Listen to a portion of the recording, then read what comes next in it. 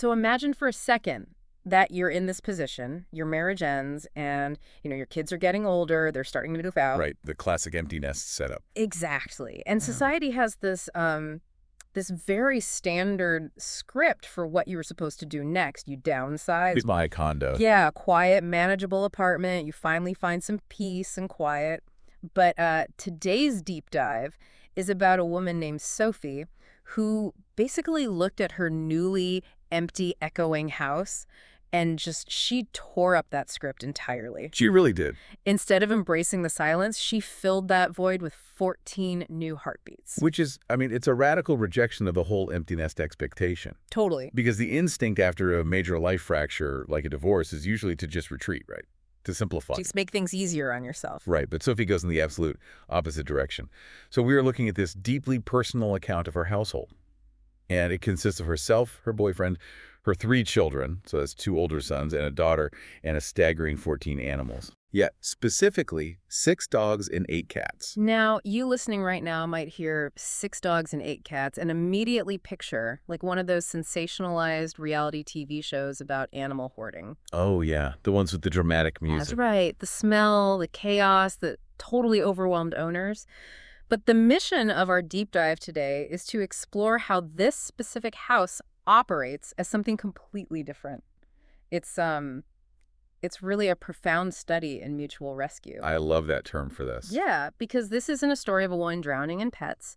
It's a narrative about constructing a highly functional emotional equilibrium out of pure chaos. Constructed emotional equilibrium is actually the perfect lens for this. Is that? Because, when you read Sophie's account, it becomes really clear that this physical house, which, by the way, she fought aggressively to keep after her marriage ended, it's not just a backdrop. No, it's central to the whole thing. Exactly. It is a purposeful architecture of care. Right. She didn't keep the house just for herself. She kept it because it had a yard. It had a garden. Right. She maintained this massive footprint specifically to serve as a sanctuary for these animals. But, building a sanctuary, it requires labor. Oh, ton of it. And this brings us to a really crucial dynamic in the house.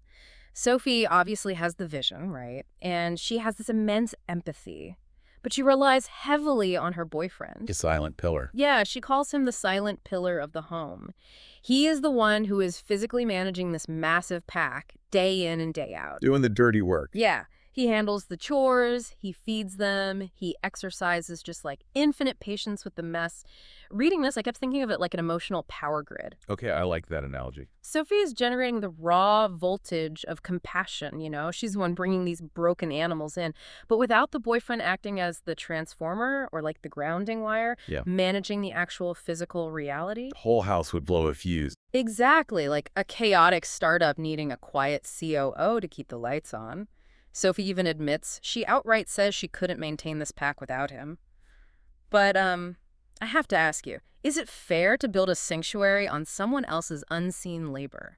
That's a tough question. Like, does a household of this scale fundamentally require one person to just quietly absorb the physical burden so the other can exercise their empathy? Well, that is the really uncomfortable but brilliant reality of complex family systems. Mm-hmm. And, the short answer is yes. Really? Yeah, because any system managing that much biological and emotional life, it requires an unglamorous foundation to prevent collapse. Unglamorous is a good word for it. Right, because we often romanticize the act of rescue. We focus on that cinematic moment of saving the animal. Pulling them from the wreckage, yeah. But the reality of rescue is a Tuesday morning where 14 bowls need to be washed. Yeah. And the floor needs to be mopped again. So the boyfriend's quiet dedication, it provides the stable scaffolding. He creates the physical container where Sophie's compassion can actually operate safely and practically. Because otherwise it's just an idea. Exactly. Without him, her desire to save would probably quickly turn into a hoarding situation. Yeah. Just due to a sheer lack of physical bandwidth. Right. You only have 2 hands, so it's a symbiotic relationship before we even get to the pets. The humans have to be calibrated first. Absolutely. So let's look at how this emotional grid powers the actual residents. And I want to start with the dogs. The canine crew. Yeah, because Sophie didn't just go to a breeder and buy 6, well-behaved golden retriever puppies. Not at all. She absorbed trauma. You have the elders of the group, the Yorkies, Camilla and Loki, and they're over 8 years old. Right. When Camila arrived just a year ago, she was physically and emotionally ruined. I mean, her skin was a mess, she was missing teeth, and she completely refused to eat or play. So Mm, Sophie literally thought the dog was dying. it was that bad. Yeah. But today, she is a happy, tail-wagging dog. But then you have her partner, Loki. Oh, Loki. Loki's defining trait is that he pees everywhere. Not occasionally. Everywhere. And they sleep with Sophie's older son. See, the peeing is a crucial detail here because it forces us to really define what a good pet actually is. Oh, you or I would be calling an expensive behavioral trainer immediately. Or pulling your hair out. In a conventional household, Loki peeing everywhere is an absolute crisis. We're conditioned to view those behaviors as a failure of ownership. Right, like you're doing something wrong. So why on earth does Sophie tolerate this chaos? Because Sophie isn't demanding obedience, she's facilitating survival. Wow. Facilitating survival. Yeah, she views these quirks not as nuisances that need to be eradicated, but as the messy evidence of life and of healing. That makes sense. For a dog like Camilla, who is essentially starving herself to death, I mean, any expression of personality is a massive victory. Even a messy one. Exactly. Sophie has essentially decoupled the idea of love from the expectation of perfection. She is offering a space for authenticity, no matter how messy that looks on her floors. Which perfectly explains Blue. Oh, Blue is such a fascinating case. So Blue is a 1-year-old Chihuahua that they pulled straight off the street. And Blue has such severe separation anxiety that when Sophie or the family return home, Blue trembles, cries, and literally pees herself from just the sheer overwhelming relief that they actually came back. It's heartbreaking. It is. And they even tried to adopt her out to another family once, but Blue completely shut down. She just couldn't adapt. She's too bonded. Yeah, so now Blue is the devoted shadow to one of the sons. She sleeps in his bed every single night just to regulate her nervous system. Look at the mechanism of anxiety at play there, though, because Blue acts as a living, breathing mirror for the anxiety of abandonment. Right. The street basically taught her that nothing is permanent. Everything disappears. So by pairing off with the son, we see the absolute core of mutual rescue happening. Because they're helping each other. Yes.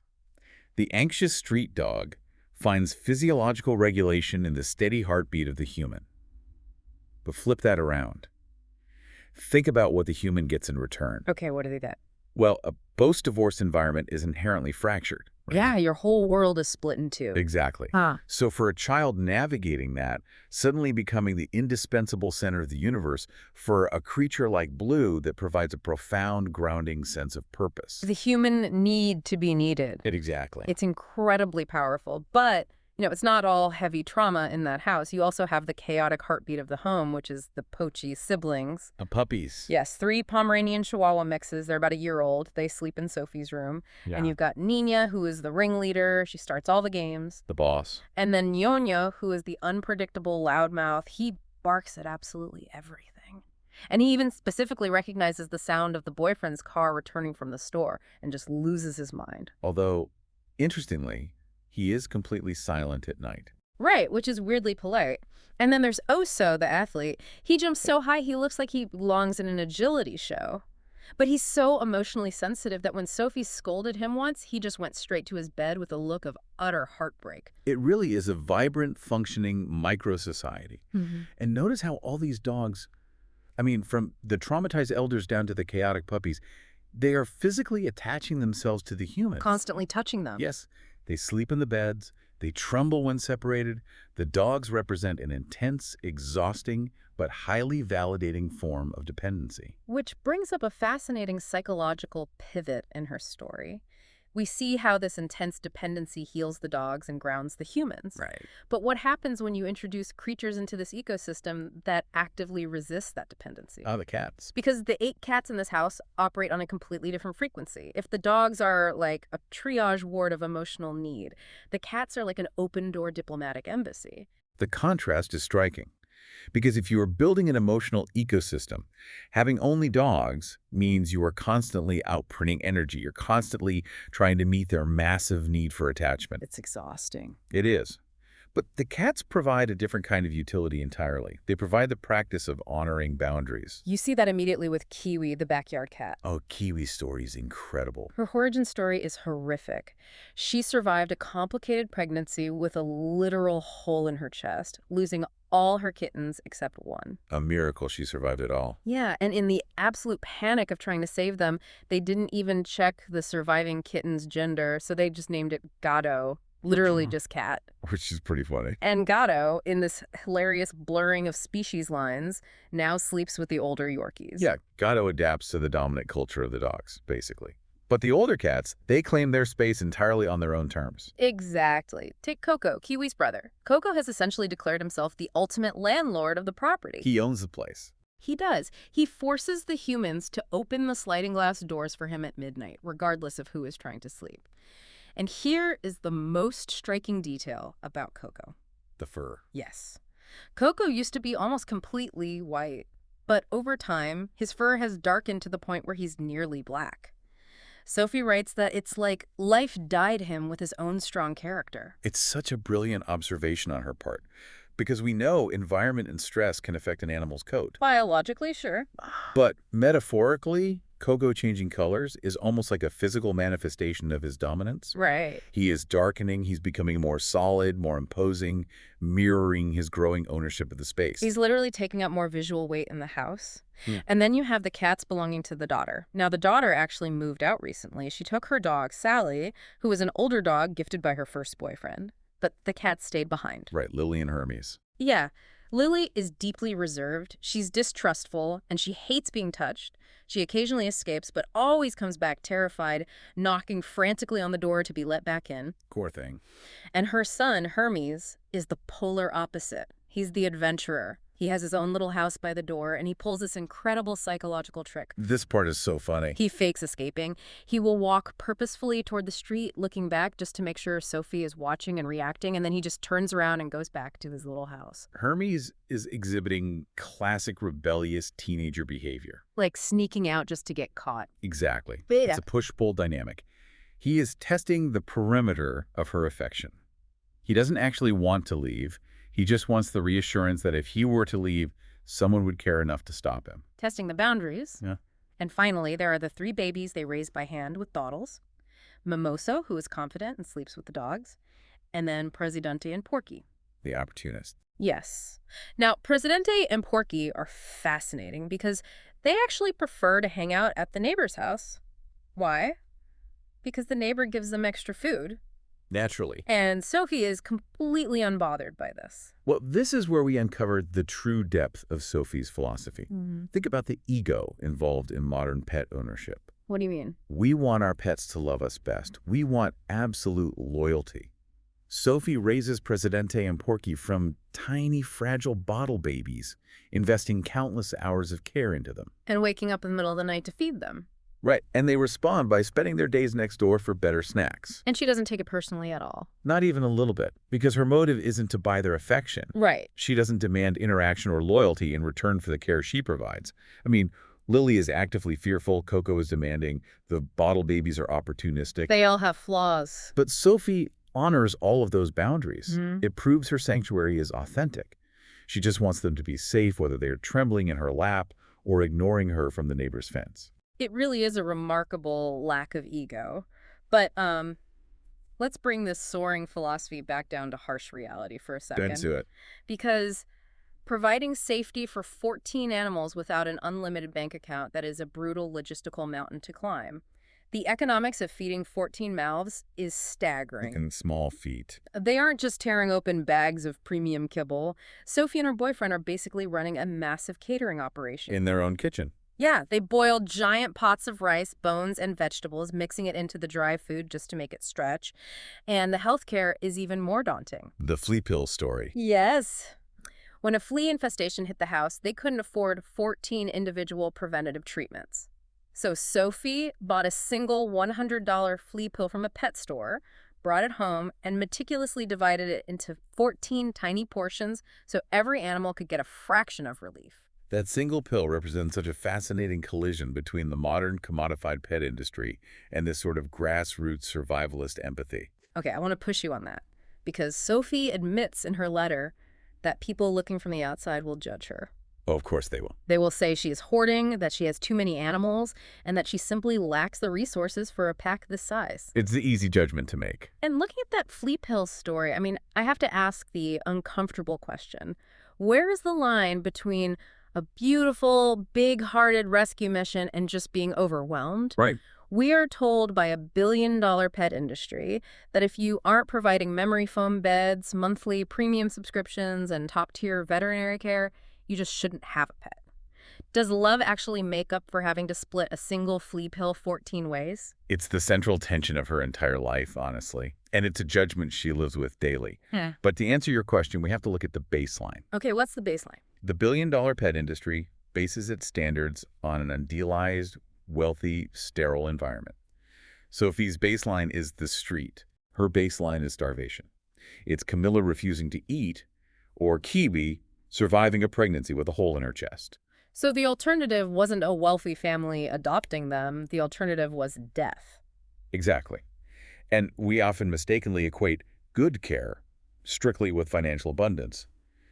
But look at the mechanism of her care. Right. Taking the time to cook bulk, nutritious meals from scratch because you can't afford premium kibble.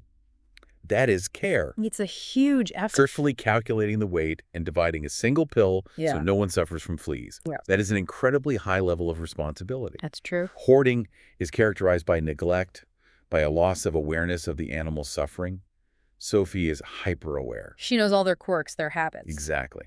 And she points out that her animals are not in cages. They have the run of a yard, they have a pack, and they have freedom. Yeah. She is dynamically managing a complex ecosystem with the exact resources she has. For these animals, splitting that pill isn't a failure of wealth. It's a profound, life-saving upgrade from the street. She is stripping pet ownership down to its primal roots, basically. Shelter, safety, and a full belly. It's not about luxury, it's about survival and dignity. Beautifully put. And that brings us to the ultimate takeaway of this entire deep dive. Sophie was standing in the wreckage of a marriage, staring down the barrel of an empty house and a very quiet life. The script society gave her. Exactly. The world told her to shrink her footprint, but instead, she built this messy, loud, complicated sanctuary. And in doing so, she really saved herself. These 14 animals aren't just occupying space in her house.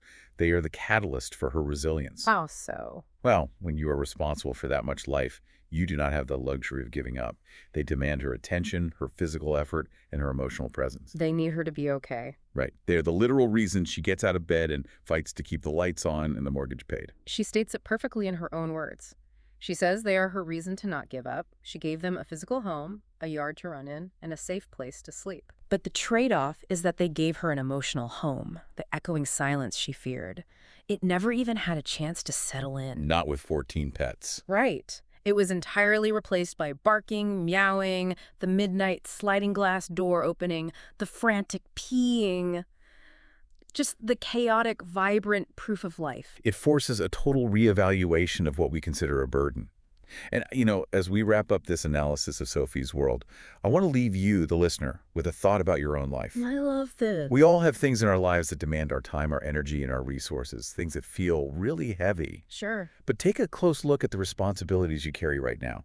How many of those exhausting, messy, complicated burdens are actually the very structures keeping you anchored? Wow. How often is the thing that drains your energy the exact same thing that gives your life its deepest, most undeniable meaning?